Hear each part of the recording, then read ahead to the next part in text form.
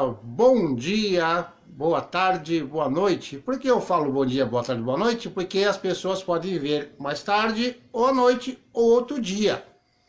Então que possamos mais uma vez agradecer a Deus, a Jesus, por mais o Evangelho segundo o Espiritismo, aberto ao suposto acaso, porque sabemos que acaso não existe, mas sim que possamos aproveitar a mensagem que nos será dada nesta noite, nesta manhã, nesta tarde, agora, e que possamos interpretar, analisar, pensar e repensar, fazendo uma comparação da mensagem e com o nosso dia a dia, como nós estamos perante a mensagem que vamos ler.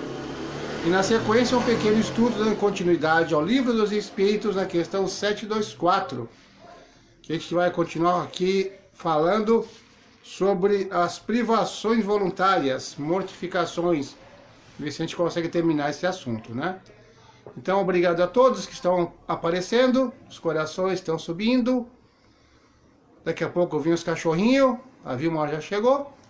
E que vocês possam também, além de aproveitar esses minutos, também compartilhar em suas redes sociais mais tarde, que a gente consiga estar espalhando sempre alguma coisa boa para esse planeta que tanto necessita.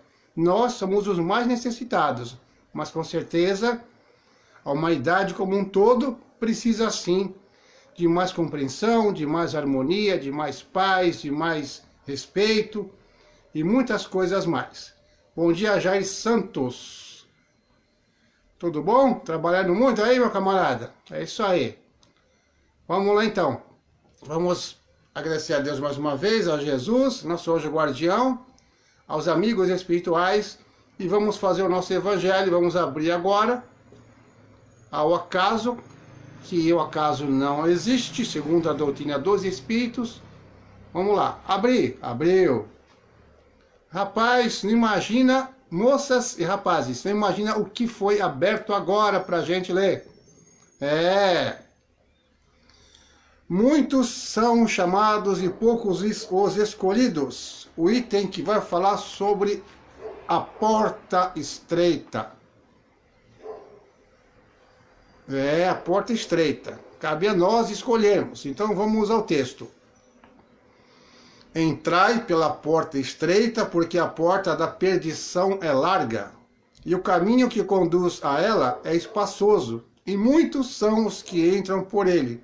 Mas a porta da vida é pequena, e o caminho que ela conduz é estreito, e poucos são os que o encontram. Evangelho de Mateus, capítulo 7, versículo 13 e 14. Maria de Nazaré, mensagens. Bom dia, a Raquel, a Vivian, seja quem for que está por aí, um grande abraço. Muito obrigado por estar também dando a passadinha aqui pela nossa live. Alguém lhe fez essa pergunta: Senhor, poucos serão salvos? E ele lhe respondeu: Esforçai-vos por entrar pela porta estreita, pois eu vos asseguro que muitos tentarão adentrá-la e não conseguirão. E quando o dono da casa tiver entrado e fechar a porta, e vós, estando fora, começardes a bater dizendo: Senhor, abre-nos. Ele vos responderá: Eu não sei de onde sois. Então começareis a dizer: Nós comemos e bebemos em tua presença, e vós ensinastes em nossas praças públicas. E ele vos responderá: Não sei de onde sois. Afastai-vos de mim, todos vós que cometeis a iniquidade. Então haverá choro e ranger de dentes. E vereis Abraão, Isaque, Jacó e todos os profetas no reino de Deus, enquanto vós estareis expulso deles. Eles virão do Oriente, do Ocidente, do Norte, do Sul, e tomarão seus lugares à mesa no reino de Deus. Então aqueles que foram os últimos serão os primeiros, e os que foram os primeiros serão os últimos. Evangelho de Lucas, capítulo 13, versículo 23 a 30. E aqui a interpretação que foi dada no Evangelho. A porta da perdição é larga porque as más paixões são numerosas. E a estrada do mal é frequentada pela maioria. A da salvação é estreita, porque o homem que quer transpô-la deve fazer grandes esforços em relação a si próprio para vencer suas más tendências. E poucos se resignam a isso. É este o complemento da máxima: muitos são chamados, poucos os escolhidos. Então é o estado da humanidade terrestre, porque, sendo a Terra um mundo de expiação, o mal a domina. Quando ela estiver transformada, a estrada do bem será mais frequentada. Portanto, essas palavras devem ser entendidas no sentido relativo e não no sentido absoluto. Se este devesse ser o estado normal da humanidade, Deus teria voluntariamente condenado à perdição a grande maioria das criaturas. Suposição inadmissível, desde que se reconheça que Deus é todo justiça e todo bondade. Mas, de quais crimes essa humanidade poderia ter se tornado culpada para merecer uma sorte tão triste em seu presente e em seu futuro, se toda ela está restrita a esta terra, e se a alma não tem outras existências? Porque tantos entraves semeados em sua estrada? Porque essa porta tão estreita que só a minoria é permitido atravessar, se o destino da alma está fixado para sempre, depois da morte? É assim que, com a unicidade da existência, fica-se em constante contradição consigo mesmo e com a justiça de Deus. Com a anterioridade da alma e a pluralidade dos mundos, o horizonte se alarga, faz-se sobre os pontos mais obscuros da fé, o presente e o futuro. Faz-se luz sobre os pontos mais obscuros da fé, o presente e o futuro tornam-se solidários do passado. Somente assim pode-se compreender toda a verdade e toda a sabedoria das máximas do Cristo. Bom dia, Reinaldão! Eu não sei chamar você de corneteiro ou de capelão, é meu irmão, isso que importa, né? Muito obrigado por estar passando por aqui também, meu irmão. Muita paz para todos. Então, a porta é estreita. Não adianta fazer carpintaria e querer largar a porta com formão, que não vai dar certo. Porque aqui se fala exclusivamente dos maus, dos males morais que nós carregamos dentro de nós. E essa lapidação, esse trabalho, é feito dia a dia na convivência com os irmãos, na convivência com as diferenças, com os pensamentos diferentes, com escolhas diferentes de outras pessoas, que todas têm o seu direito, e aprender a conviver com a diversidade. E assim nós estaremos procurando ter a paciência, a resignação, o amor, o respeito, a paz, o não julgamento, e caso sejamos ofendidos, o perdão. Então tudo isso são esforços que o homem em geral, independente de religião, precisa sim fazer a sua reforma íntima, baseado no maior exemplo que Deus colocou aqui na face da terra, nosso irmão Jesus Cristo. Modelo e guia da humanidade. Modelo de perfeição que todos nós temos que tentar e se esforçar para atingir.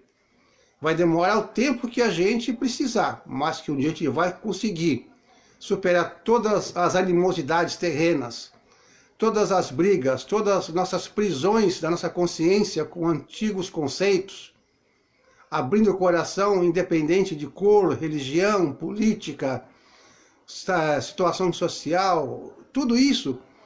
Quando a gente conseguir superar tudo isso e olhar o próximo como nós e amar de verdade e procurar fazer o que está ao nosso alcance, aí sim nós estaremos evoluindo, crescendo, caminhando para chegarmos nesse tão sonhado reino de Deus, que é um estado pleno de consciência, onde não teremos culpas nem remorsos e somente gratidão e o prazer de estar servindo e auxiliando aquele que ainda não conseguiu alcançar.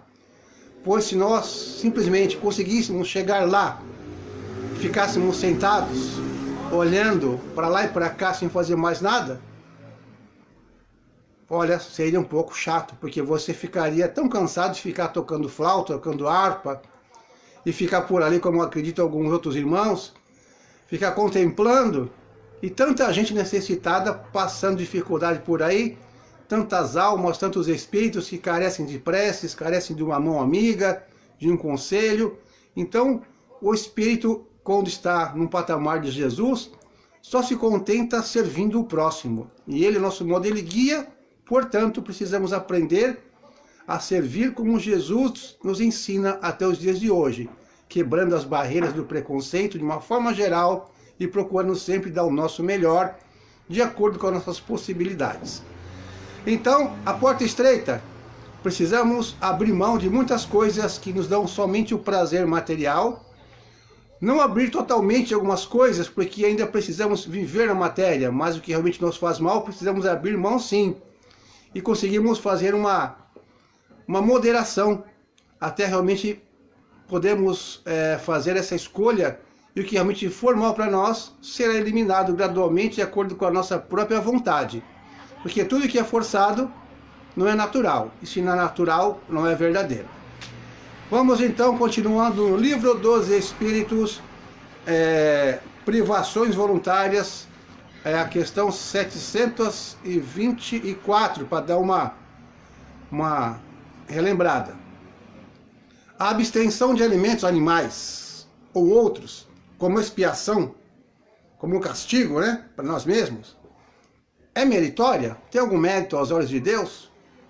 Sim, se o homem se priva em favor dos outros, pois Deus não pode ver mortificação quando não há privação séria e útil. Eis porque dizemos que os que só se privam em aparência são hipócritas. Se não tiver um benefício para um terceiro, você está se privando somente para querer se achar que está sacrificando ali, como fala aqui, só na aparência. Ou seja, está sendo hipócrita. Então, é bem claro aqui. 725. Que pensar das mutilações praticadas no corpo do homem ou dos animais? Aqui vem semelhante pergunta. Ou seja, para que essa pergunta? Por que me pergunta isso? Perguntai sempre se uma coisa é útil. O que é inútil não pode ser agradável a Deus, e o que é prejudicial lhe é sempre desagradável. Porque ficais sabendo, Deus só é sensível aos sentimentos que elevam a alma para Ele, e é praticando as suas leis, em vez de violá-las, que podereis sacudir o jugo de vossa matéria terrena.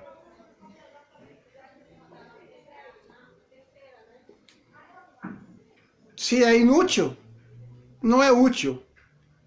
E se não é útil, por que vai agradar a Deus?